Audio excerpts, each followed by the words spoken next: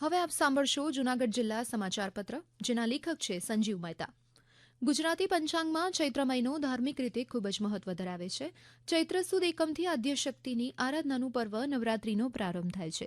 જૂનાગઢમાં ગિરનાર ઉપર બિરાજતા ઉદયન શક્તિપીઠ એવા માં અંબાજી મંદિર સહિત અનેક નાના મોટા માઈ મંદિરમાં ઘટ સ્થાપન અને અનુષ્ઠાન સાથે ચૈત્રી નવરાત્રીની ઉજવણી શરૂ થઈ હતી. આઠમ સુધી ચાલેલા આ ધર્મ પર્વમાં માતાજીના બેઠા ગરબા, મહાઆરતી અને દિવ્ય શણગાર સાથે ભાવિકોએ માની આરાધના કરી હતી. આ જ દિવસોમાં ચૈત્ર સુદ બીજના દિવસે સિંધી ભાઈઓ બહેનોએ ચેટી ચાંદના સ્વરૂપમાં પોતાનું નવું વર્ષ ઉજવ્યું હતું. સિંધી વેપારી ભાઈઓએ પોતાના વ્યવસાયિક પ્રતિષ્ઠાનમાં બહિરાણા સાહેબની જ્યોતનું સ્થાપન કરી આયો લાલ ઝૂલેલાલના નાદ વચ્ચે ભગવાન ઝૂલેલાલની આરતી કરી હતી.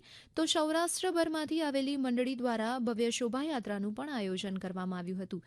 ચૈત્રી સુદ સાતમને દિવસે આદ્ય કવિ નરસિંહ મહેતાની 586મી તપપ્રયાણ જયંતિની નરસિંહ મહેતા ચોરા ટ્રસ્ટ દ્વારા ઉજવણી કરવામાં આવી હતી. ભાભીના મહેણાથી ઘર છોડીને જંગલમાં તપ કરવા ગયેલ નરસિંહને ભગવાન શિવજીનો સાક્ષાત્કાર થાય છે અને ત્યારબાદ તેઓ કૃષ્ણની રાસલીલાના દર્શન કરે છે. આ દિવસ ચૈત્ર સુદ સાતમનો હોવાને કારણે દર વર્ષે આ દિવસે મહેતાજીની તપપ્રયાણ જયંતિ ઉજવાય છે અને એ રીતે અનન્ય કૃષ્ણ ભક્ત એવા નરસિંહની વંદના કરવામાં આવે છે. નરસિંહ મહેતાના ચોરા ખાતે જાણીતા કલાકારો દ્વારા નરસિંહ મહેતાના પદોનું ગાન કરવામાં આવ્યું હતું. નોરતાની અષ્ટમીએ માઈ મંદિરોમાં શક્રાદયની સ્તુતિ સાથે હવન યોજાયો હતો. તો બીજા દિવસે મર્યાદા પુરુષોત્તમ શ્રી રામચંદ્રજીના જન્મદિનની રામનવમી તરીકે ઉજવણી કરવામાં આવી હતી. બપોરે 12 કલાકે જૂનાગઢમાં આવેલ રામ મંદિરમાં ઝાલરના જણકારે દશરથ નંદનનું અવતરણ થયું, ત્યારે રામ ભક્તો ભાવવિભોર બની ગયા હતા.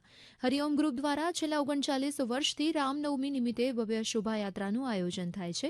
જે શૃંખલામાં આ વખતે 43 ફ્લોટ્સ સાથે એક વિશાળ શોભાયાત્રા શહેરના માર્ગ પર નીકળી હતી, જેમાં રામાયણના અલગ અલગ પ્રસંગોનું નિરૂપણ ઉપરાંત રાષ્ટ્રભાવના ઉજાગર કરતા ફ્લોટ્સ અને ચૂંટણી પંચ દ્વારા લોકશાહીના મહાપર્વને ઉજવવા માટે અવશ્ય મતદાન કરીએ એ પ્રકારની જાગૃતિ રેલી સાથે નગરજનોને જાગૃત કરવામાં આવ્યા હતા. ચૈત્ર મહિનાના પૂર્વાર્ધમાં જૈન સમાજ દ્વારા મહાવીર જયંતિ અને નાગર સમાજ દ્વારા ઇષ્ટદેવ હાટકેશ જયંતિની પણ ઉજવણી કરવામાં આવી હતી. જૈન દેરાસરમાં મહાવીર સ્વામી જન્મ કલ્યાણક મહોત્સવ અંતર્ગત આ અંગે વિશેષ શણગાર દર્શન અને ભગવાન મહાવીરના સંદેશાનું વાંચન કરવામાં આવ્યું હતું. તો દેરાવાસી જૈન સંઘ દ્વારા જૈન વિસ્તારમાં વિશાળ શોભાયાત્રા નીકળી હતી. એ જ રીતે નાગર સમાજે પણ 2 દિવસ સુધી હાટકેશ જયંતિની અલગ અલગ રૂપે ઉજવણી કરી હતી. ભજન સંધ્યા, લઘુરુદ્ર, શિવ મહિમ્ન સ્ત્રોત્ર અને દાતા ના સન્માન સાથે મહાપ્રસાદ અવસર ઉજવવામાં આવ્યા હતા. 14મી એપ્રિલે બંધારણના ઘડવૈયા ડોક્ટર ભીમરાવ આંબેડકરની 133મી જન્મજયંતિ નિમિત્તે બાબા સાહેબની પ્રતિમાને પુષ્પહાર, શોભાયાત્રા સહિતના કાર્યક્રમ રાજકીય સામાજિક આગેવાનો અને દલિત સમાજના પ્રતિનિધિઓ તેમાં જોડાયા હતા અને ભારત રત્નને શ્રદ્ધાસુમન અર્પણ કરવામાં આવ્યા હતા. જૂનાગઢ માર્કેટિંગ યાર્ડમાં ગીર અને તલાણાની પ્રખ્યાત કેસર કેરીનું આગમન થયું છે. વિતેલા દિવસોમાં જે રીતે વાતાવરણમાં ફેરફાર થયા હતા, જેને કારણે કેસર કેરીના પાક ઉપર મહદઅંશે અસર થઈ હોય તેમ પણ તજજ્ઞ માની રહ્યા છે. બીજી તરફ જૂનાગઢ માર્કેટિંગ યાર્ડમાં પ્રથમ દિવસે કેસર કેરીના 700થી વધુ બોક્સ આવ્યા હતા અને 10 કિલો બોક્સનો ભાવ 1200 રૂપિયાથી લઈ 1800 રૂપિયા સુધીનો બોલાયો હતો.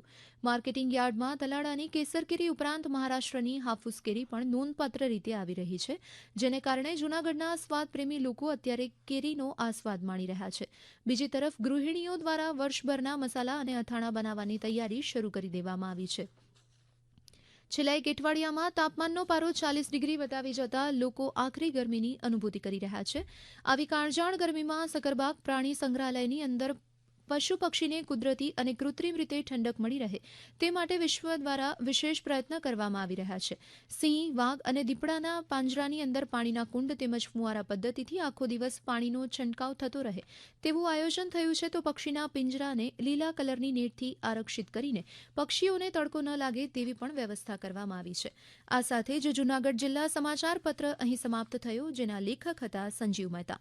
પ્રસારણ આકાશવાણીના અમદાવાદ, વડોદરા કેન્દ્ર પરથી કરવામાં આવ્યું.